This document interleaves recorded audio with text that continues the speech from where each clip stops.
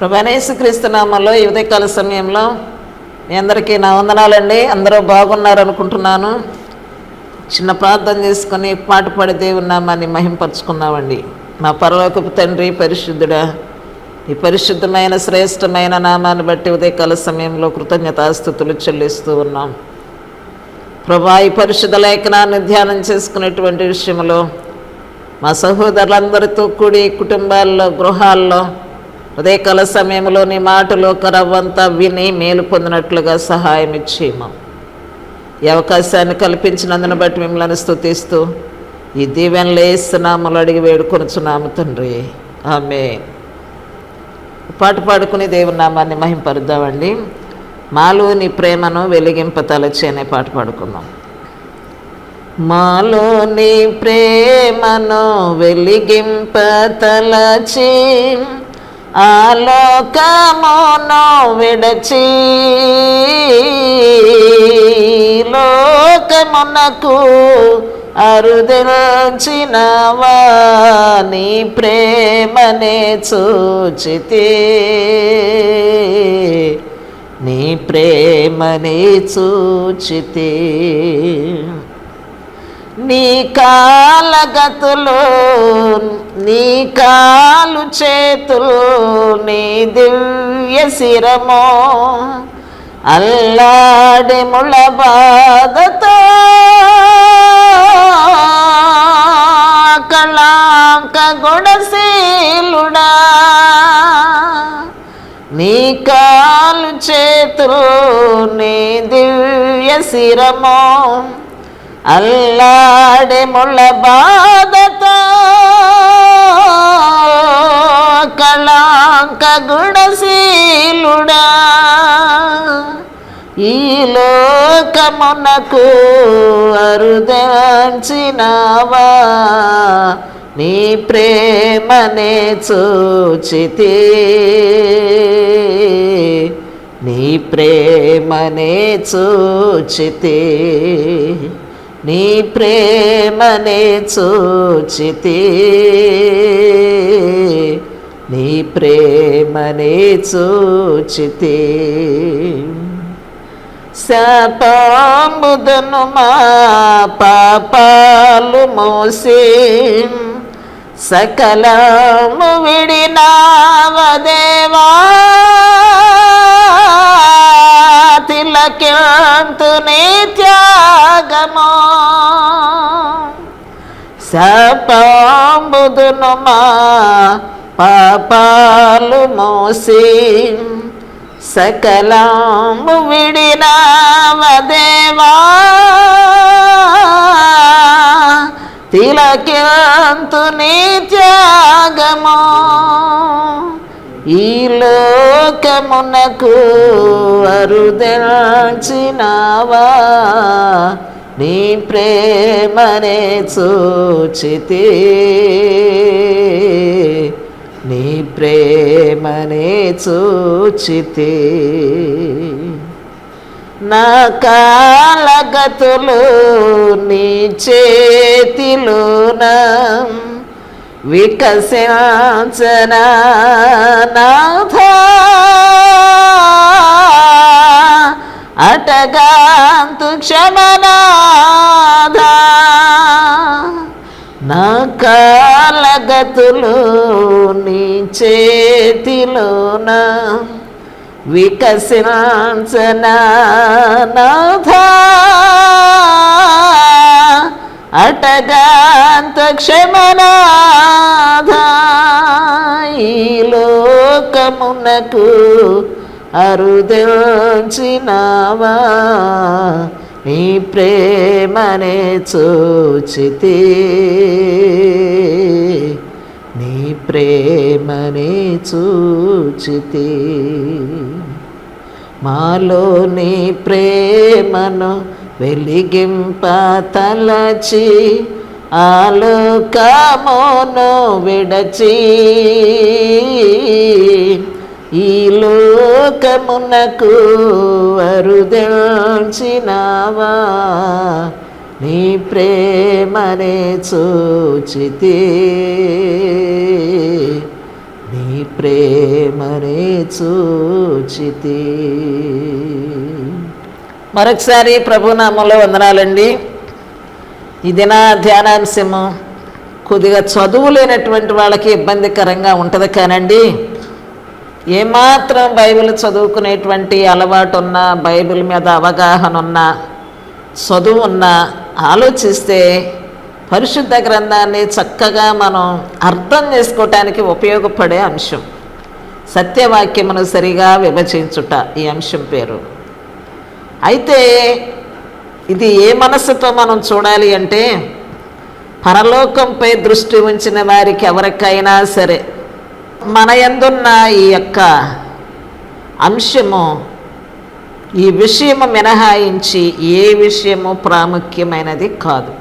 ఎందుకంటే పరలోకం మీద దృష్టి ఉంచినటువంటి వారు, దేవుని రాజ్యం ఒకటి ఉంది అనేటువంటి వారు ఇదే విషయాన్ని దృష్టి పెడతారు. కానీ ఇంకా ఏ ప్రాముఖ్యమైన విషయం కూడా వారికి మనసులో ఉండదు.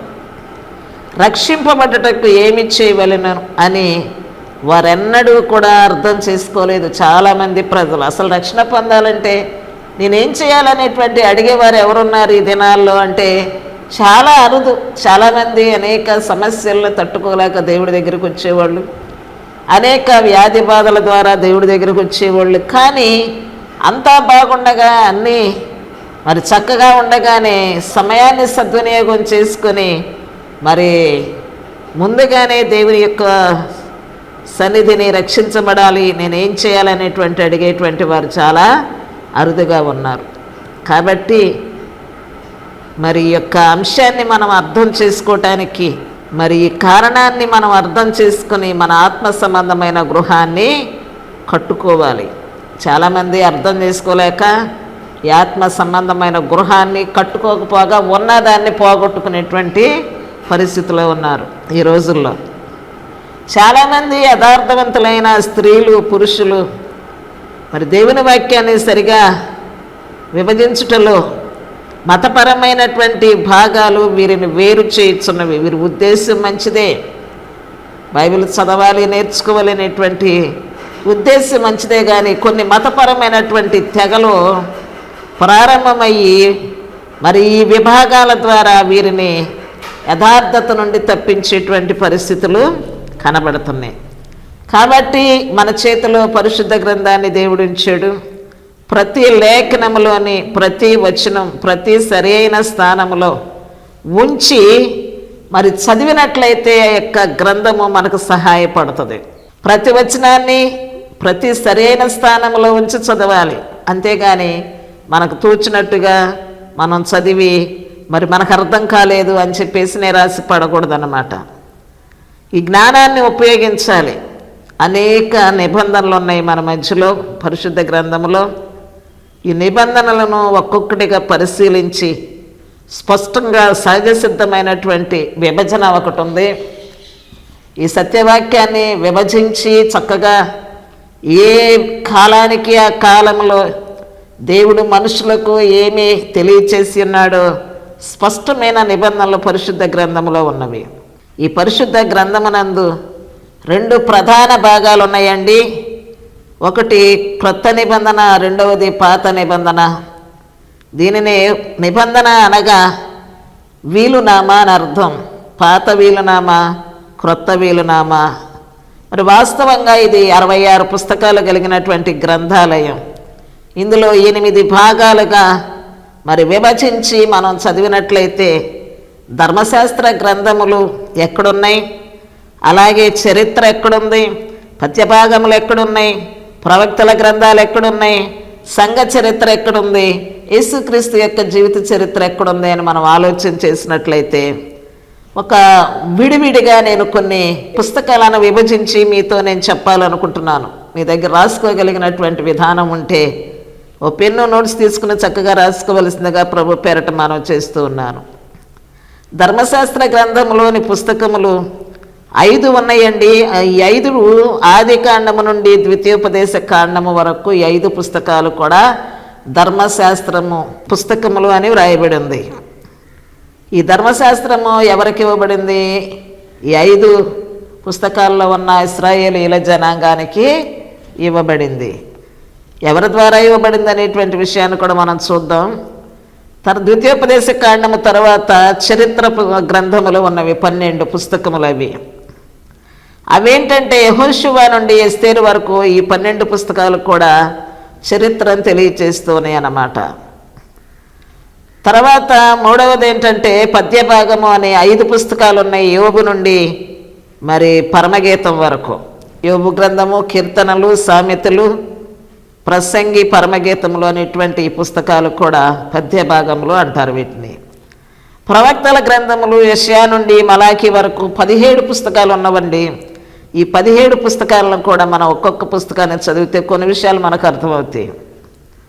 తర్వాత ఇందులో పెద్ద ప్రవక్తల గ్రంథములు 2 ఉన్నాయి. యెషయా నుండి దానియేలు గ్రంథము వరకు. చిన్న ప్రవక్తలు హోషేయ గ్రంథము నుండి మలాకి గ్రంథము వరకు 12 పుస్తకాలు ఉన్నాయి. యేసుక్రీస్తు జీవిత చరిత్ర మత్తయి, మార్కు, లూకా, యోహాను 4 పుస్తకాల్లో జీవిత చరిత్ర ఉంది. సంఘ చరిత్ర, అపోస్తుల కార్యములు ఒక్క పుస్తకములోనే మరి సంఘ చరిత్ర అనేది ఉంది. పత్రికల గ్రంథము రోమా పత్రిక నుండి యోధా పత్రిక వరకు 21 పుస్తకాలు ఉన్నాయి. ఈ పత్రికలు సంఘాలకి మరి తెలియచేయబడినటువంటి వర్తమానాలు. 8వదిగా ప్రవచన గ్రంథము, ప్రకటన గ్రంథము ఒకే ఒక గ్రంథము.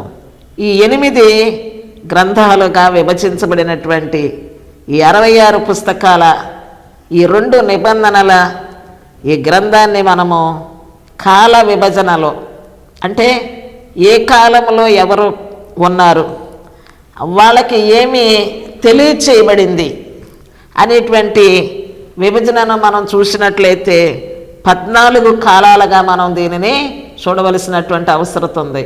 ఏదో చదువుకుంటూ వెళ్ళిపోయామో అర్థం కాలేదు, లేకపోతే ఏదో మనకు తోచింది అర్థమైందని దాని మీద రకరకాల ప్రచారాలు చేసేటువంటి వాళ్ళు ఎంతోమంది దినాల్లో కనపడుతున్నారు. కానీ మనం అలా ఉండకూడదు.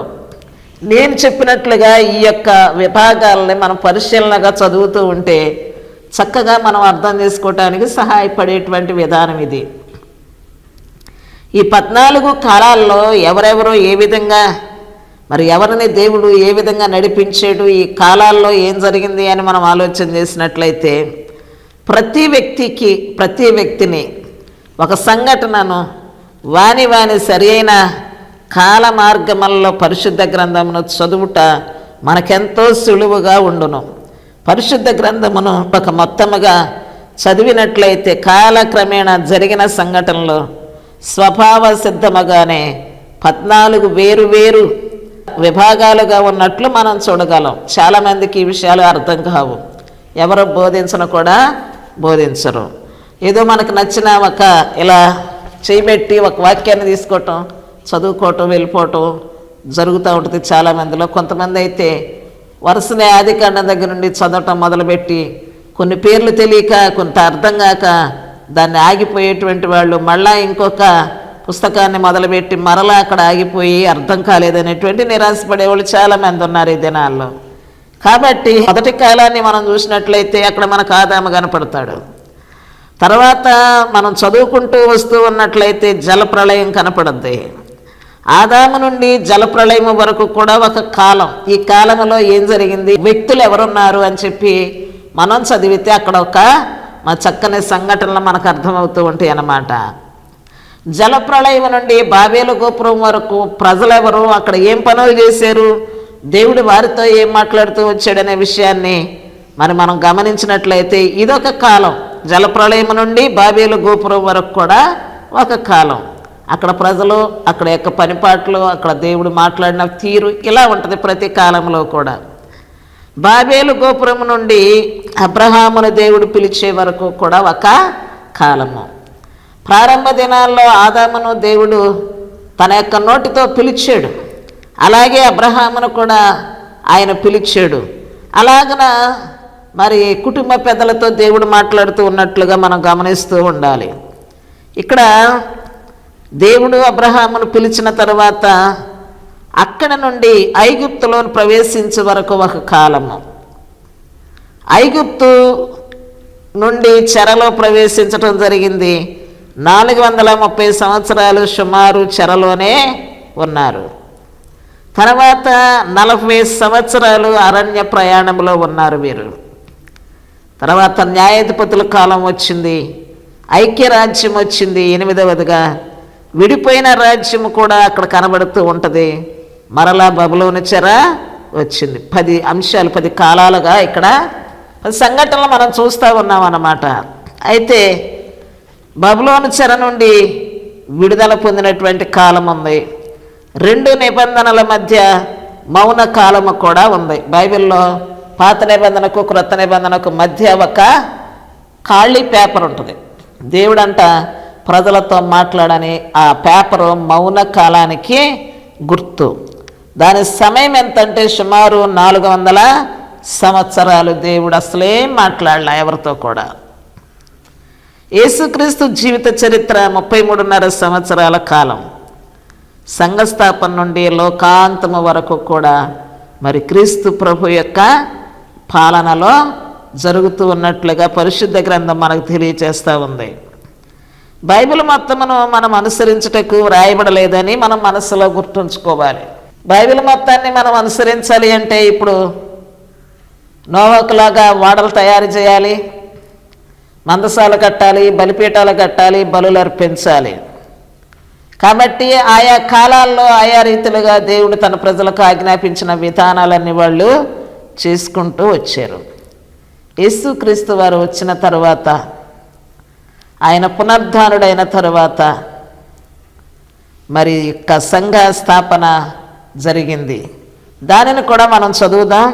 అయితే దాన్ని చూసే ముందుగా మనము ఇక్కడ అసలు మనతో బైబిల్ని చదివేటప్పుడు ఎవరు మాట్లాడుతున్నారు మనతో అనేటువంటి దానిని మనం చూడాలి. ఎవరు మాట్లాడుతూ ఉన్నారు అనేదాన్ని గ్రహించాలి. ఎవరితో మాట్లాడుతున్నారు, ఏ ఉద్దేశంతో మాట్లాడుతున్నారు, ఈ 3 కూడా మనకు అర్థం అవ్వాలి. ఎవరు మాట్లాడుతున్నారు, ఎవరితో మాట్లాడుతున్నారు, ఏ ఉద్దేశంతో మాట్లాడుతున్నారు. మనకు ఉద్దేశాలు ఉంటాయి, మనం చాలా అనుకుంటాం, మన ఉద్దేశాలు వేరు, దేవుని యొక్క ఉద్దేశం వేరుగా ఉంటుంది. కాబట్టి ఈ యొక్క విషయాలను మనం గమనించటానికి అపోస్తుల కార్యంలో 24వ అధ్యాయము 5వ వచనములో తెర్తుళ్ళు అనేటువంటి ఒక వ్యక్తి కనపడతాడు. అతడు అపోస్తులైన పౌలు గారిని చూచి మాట్లాడుతూ ఉంటాడు. ఏంటంటే, ఈ మనుషుడు పేడ వంటి వాడు, భూలోకమందున్న సకలమైన యూదులకు కలహములను రేపువాడును, నజరేయుల యొక్క మతభేదములను కలుగ చేయుటకు నాయకుడునై ఉన్నట్లుగా మేము కనుగొంటిమి. పౌలు గారు ఆ తెర్తుళ్ళు అనేవాడికి అలా అర్థమయ్యాడు. కానీ అది వాస్తవమా? ఎవరితో మాట్లాడుతున్నాడు? ఒక సత్యాన్ని బోధించేటువంటి వ్యక్తిని ఈ తెర్తుళ్ళు అనేటువంటి ఒక అసత్యవాది ఇలా మాట్లాడుతున్నాడు. అతనికి ఎలా అర్థమయ్యాడు? అలాగే బైబిల్ను కూడా చాలామంది రకరకాలుగా అర్థం చేసుకుంటూ ఉన్నారు. ఈ వచనము అంతటిలో అసలు సత్యమే లేదు, ఇది నిజం కాదు అతను మాట్లాడేది. పౌలు గారు అలాంటి వ్యక్తి కాదు. అలా మనం గమనించాలి. ఇక్కడ ఈ వ్యక్తి ఒక వ్యక్తిని గురించి ఎలా మాట్లాడుతున్నాడు అంటే అది సత్యమా అసత్యమా? అది సత్యమా కాదు. ఆ తెర్తుల్లో మాట్లాడినంత మాత్రాన అపోస్తుల కార్యం మరొకసారి రిఫరెన్స్ చెప్తున్నా, 24వ అధ్యాయం 5వ వచనాన్ని మీరు చదివితే మీకు అర్థమవుతూ ఉంటుంది అన్నమాట. మాట్లాడే మనుష్యుడు దైవజనుడు కాదు. అతనికే వర్తిస్తే ఈ గుణాలన్నీ పౌలు గారికి వర్తించవు. కాబట్టి సత్యమేదో అసత్యమేదో మనం గమనించవలసినటువంటి అవసరత గ్రంథాన్ని చదివేటప్పుడుగా మొట్టమొదటగా మనం ఆలోచించి చదవాలి. పైగా ప్రభు యొక్క అపస్తులపైన అబద్ధ నేరారోపణలు చేయటానికి ఇతని మనస్సు పనిచేస్తూ ఉంది. ప్రభు యొక్క బిడ్డల మీద నేరారోపణ చేసేటువంటి పనిలోనే ఉన్నాడు అతను, ఆ తెర్తుళ్ళు అనేటువంటి వ్యక్తి. కాబట్టి ఒక పరిశుద్ధుడిని ఒక అపరిశుద్ధుడు మాట్లాడేటువంటి మాటల గురించి వివరణ మీకు చెప్పా, అంతే. ఎవరితో మాట్లాడుతున్నారు అనే దాని గురించి కూడా నేను వివరణ మీతో చెప్పాలనుకుంటున్నాను. మత్తయి సువార్త 4వ అధ్యాయము 10వ వచనంలో మాట్లాడునది క్రీస్తు, కాబట్టి ఆయన ఆజ్ఞాపించినవన్నీ మనము చేయవలసి ఉన్నది. కానీ ఇచ్చట ఆయన చెప్పునది, నా యొద్ద నుండి పొమ్ము అనగా నన్ను ఒంటరిగా విడిచిపెట్టుమని అర్థం. ఎవరితో మాట్లాడుతున్నాడు ఈయన ఈ మాటలు? అక్కడ అపవాది కనపడుతుంది యేసుక్రీస్తు వారి దగ్గర. ఆ అపవాదితో మాట్లాడుతూ ఉన్నాడు. మనలో ఎవరినైనా కూడా నన్ను విడిచిపెట్టుకోండి అని చెప్పేసి ఎవరితోనైనా అన్నాడా? ఎప్పుడు కూడా ఈ వ్యక్తితో కూడా అనలా. కాబట్టి ఆయన ఇక్కడ సాతానుతో మాట్లాడుతున్నాడు. ఈ వచనములతో మనకేమాత్రం కూడా సంబంధం లేదు. నాతో మాట్లాడుతున్నాడా, నన్ను వెళ్ళిపోమంటున్నాడా అని మనం ఆలోచించుకుని తికమక పడాల్సిన అవసరం లేదు. అక్కడ ఉన్నది సాతాను కాబట్టి సాతానుతో మాట్లాడుతున్నాడు. వెళ్ళిపో, నన్ను ఒంటరిగా విడిచిపెట్టు, నా యొద్దకు రావద్దు అని చెప్పేసి అపవాదిని గద్దించినట్లుగా మనం గ్రహించాలి. ఆ ఉద్దేశంతో అపవాదితో మాట్లాడుతున్నాడు. కాబట్టి మరొక విషయానికి కూడా నేను మీతో చెప్పాలనుకుంటున్నాను. అపొస్తలుల కార్యములు 26వ అధ్యాయము 74వ వచనంలో ఏ ఉద్దేశంతో ఆయన మాట్లాడుతున్నాడు అనే విషయాన్ని మనం గమనించాలి. ఒక అపొస్తలుడు యేసును గూర్చిన సత్యము తెలుసుకొనవలసిన వారితో మాట్లాడిన దానిని గురించి సత్యమును తెలుసుకొనవలసినటువంటి అవసరం ఉంది. కాబట్టి ఖచ్చితంగా ఆయన ఏమి చెప్పుచున్నాడు దానిని మనం అనుసరించవలసి ఉన్నది. అందుకతడు ఆయన్ను, ఆ మనుష్యుని నేను ఎరగను అంటున్నాడు. ఇక్కడ ఎవరా మనుషుడు? పేతురు. యేసుక్రీస్తు వారు సిలువ వేయబడినటువంటి సందర్భంలో యేసుక్రీస్తు అంటే ఎవరో నాకు తెలియదు అని చెప్పి శపించుకున్నటకును ఒట్టు పెట్టుకున్నటకును మొదలు పెట్టెను. ఆయన యేసును గురించి మాట్లాడుతున్నాడు. ఏ ఉద్దేశంతో? వినువారును రక్షణ పొందు ఉద్దేశం కాదు. అది ఇతరులకు ఉపయోగపడేటువంటి మాటలు కాదు.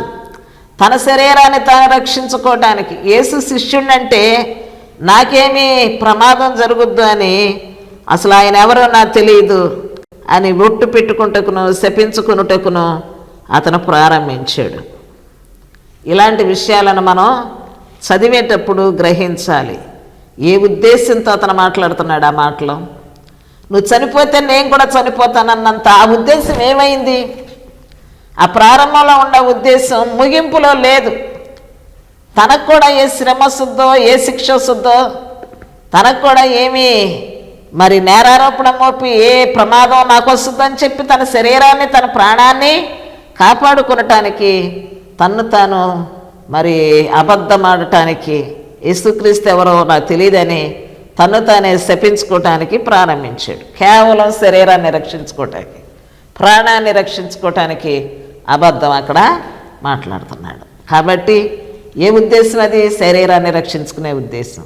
ఆత్మ సంబంధమైనటువంటి ఉద్దేశం ఉంటే నేను దేవునితో జీవించిన కాలం ఏంటి, నేను ఆయన కార్యాలను చూచిన విధానం ఏంటి, ఆయనకి నాకున్న సంబంధం ఏంటి, ఆయనతో నాకున్న అనుబంధం ఏంటి, ఆయన్ని నేను ఎరగను అని నేను అనొచ్చా? ఆయనను నేను ఎరుగుదును.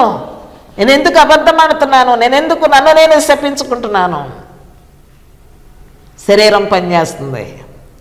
నీ శరీరాన్ని కాపాడుకో, నిన్ను నువ్వు తప్పించుకో ఈ ఆపద నుంచి అని శరీరం బోధిస్తే శరీరానికి లొంగిపోయాడు. కాబట్టి ఈ 14 కాలాలలో మరి 14 రకాల క్రియలు, 14 రకాల విధానాలు, పరిస్థితులు ఉన్నాయి. ఇది ఒక్కొక్కటి ఈ విభజన ప్రకారం మనం చదివితే మనకు అర్థమవుద్ది. ఇందులోనే మరలా 3 యుగాలు ఉన్నాయండి. ఈ 3 యుగాలలో కూడా మరి దేవుని వాక్యాన్ని మనం చదివినప్పుడల్లా కూడా ఈ 3 యుగాలను విభజించట కంటే ప్రాముఖ్యంగా మరి ఇంకా వేరుగా ఎలాగున మనం అర్థం చేసుకునేది లేదు. ఇక పితరుల యుగము అనగానే ఆదాము నుండి మోషే వరకు కూడా పితరుల యుగము. ఈ పరిశుద్ధ గ్రంథంలో ఎక్కడ ఈ మాట కనపడదు. ఆదాము నుండి మోషే వరకు తన్ను తాను దేవుడు బయలుపరుచుకుంటూ ఉన్నాడు. ఎవరికి ఎప్పుడు తన్ను తాను ప్రత్యక్షపరచుకోవాలో అలా బయలుపరుచుకుంటూ వచ్చాడనమాట. కాబట్టి ఆ కాలంలో కుటుంబ యజమానులతో దేవుడు మాట్లాడుకుంటూ వచ్చాడు పితరుల కాలంలో. కాబట్టి ఈ మోషే యుగములో మోషే నుండి క్రీస్తు పునరుద్ధాన దినము వరకు కూడా ఆయన ఒక యుగముగా మాట్లాడుతూ ఉన్నాడు. ఆదాము నుండి మోషే వరకు, మోషే నుండి మరి క్రీస్తు యొక్క పునరుద్ధానము వరకు కూడా ఒక 2 యుగాలుగా మనకు కనపడుతూ ఉందన్నమాట. గలతీ పత్రిక 3వ అధ్యాయము 19వ వచనములో మరి చక్కని మాట కనపడుతుంది. అది వారి అతిక్రమమును బట్టి దానికి తరువాత ఇవ్వబడినని చెప్పుచున్నది. నిర్గమాకాండము 20వ అధ్యాయములో నుండి ఇశ్రాయేలు ప్రజల మీద మోషే ధర్మశాస్త్రం అధికారముగా ఉంది. ధర్మశాస్త్రము క్రీస్తు యొక్క సిలువలో ఎత్తివేయబడినది. కొలసీలకు రాసిన పత్రిక 2వ అధ్యాయము 14వ వచనంలో దేవుడు వ్రాతపూర్వకమైన ఆజ్ఞల వలన మన మీద రుణముగాను మనకు విరోధముగాను ఉండిన పత్రమును మేకులతో సిలువకు కొట్టి దాని మీద చేవ్రాతను తుడిచివేసి మనకు అడ్డము లేకుండా దానిని ఎత్తివేసి మన అపరాధములను క్షమించెను. ఈ క్రీస్తు ప్రభు మరి పునరుద్ధానుడై తిరిగి లేచిన తరువాత మొదటి పెంతెకొస్తు దినాన సంఘమును స్థాపించిన దగ్గర నుండి లోకాంతము వరకు కూడా క్రీస్తు ప్రభు యొక్క యుగము. ఈ క్రైస్తవ యుగములో ప్రజలు ఎలా జీవించాలి, క్రైస్తవులతో దేవుడేం మాట్లాడుతూ ఉన్నాడు. మత్తయి సువార్త 16వ అధ్యాయం 18వ వచనములో యేసుక్రీస్తు వారు నా సంఘమును కట్టుదనని చెప్తూ ఉన్నాడు. దీని గురించి పరిశుద్ధ గ్రంథము మొట్టమొదటిసారిగా అపోస్తుల కార్యములు 2వ అధ్యాయము 47వ వచనములో వర్తమాన కాలాన్ని చెప్తూ ఉందన్నమాట. కాబట్టి కనీస ఈ పరిజ్ఞానము మనకు చాలా అత్యవసరమైనటువంటిది. ప్రస్తుత కాలంలో మరి అవసరమైన ఆజ్ఞలను మరియు సూచనలను మనము తెలుసుకోవాలి. ఈ యుగములో, ఈ కాలములో, క్రీస్తు యుగములో మనము ఏ ఆజ్ఞలు పాటించాలి, ఏ సూచనలు మనం తెలుసుకోవాలి అనేటువంటి దానిని మనసు పెట్టి మనము చదవాలి. వారు పాత క్రొత్త నిబంధనను కలిపి ఉన్నారు కనుక వారు కృపలో నుండి తొలగిపోయి ఉన్నారు అని చెప్తా ఉంటుంది వాక్యము. కాబట్టి 5వ అధ్యాయము గలతీ పత్రిక 4వ వచనంలో పౌలు గారు గలతీలతో మాట్లాడుతూ ఉన్నాడు. 2 విషయాలను కలిపి, 2 నిబంధనలను మనము కలిపి మరి చేస్తూ ఉన్నట్లయితే కృపలో నుండి తొలగిపోయి క్రీస్తుకు వేరైపోయినటువంటి పరిస్థితి కనపడుతుంది. కాబట్టి ఈ 3 యుగాలలో ఆదాము నుండి మోషే వరకు ప్రజలకు ఏమి చెప్పాడు దేవుడు, ఆ యుగములో ఆనాటి ఆరాధనలు ఎలా జరగాలి, అక్కడ నుండి మోషే వరకు ధర్మశాస్త్రం ఇవ్వబడిన ప్రజలు వాళ్ళు ఎలా ఆరాధించాలి దేవుణ్ణి, అక్కడ నుండి క్రీస్తు ప్రభు పునరుద్ధానుడై లేచిన మొదటి దినము నుండి మరి క్రీస్తు యుగములో క్రైస్తవులు ఎలాంటి ఆరాధన చేయాలి, అక్కడే తెచ్చి ఇక్కడ తీసుకెళ్ళి అక్కడ అన్నీ కలిపి చెరిపేటువంటి విధానంలో ఈనాడు ఎవరూ కూడా బైబిల్ని సరిగా అర్థం చేసుకోలేనటువంటి పరిస్థితిలో కనబడుతూ ఉన్నారు. ఈ 3 యుగాలలో దేవుడు ఇంకా ఏం మాట్లాడబోతూ ఉన్నాడో నేను మరలా వచ్చే వారం మీతో మాట్లాడతాను. అందరికీ వందనాలు. చిన్న ప్రార్థన చేసుకుందాం. పరిశుద్ధుడా, ఈ వాక్యం సరిగా అర్థము చేసుకోగలిగినట్లుగా సహాయం చేయండి. ఎక్కడా విసుగు కానీ అర్థము కాలేదని నిరాశ కానీ లేకుండా పరిశుద్ధ గ్రంథాన్ని చదవటానికి మీ బిడ్డలను మీరు సిద్ధపరచుమని ఈ దీవెనలు ఇస్తున్నాము, అడిగి వేడుకొనుచున్నాము తండ్రి. ఆమేన్. అందరికీ వందనాలు.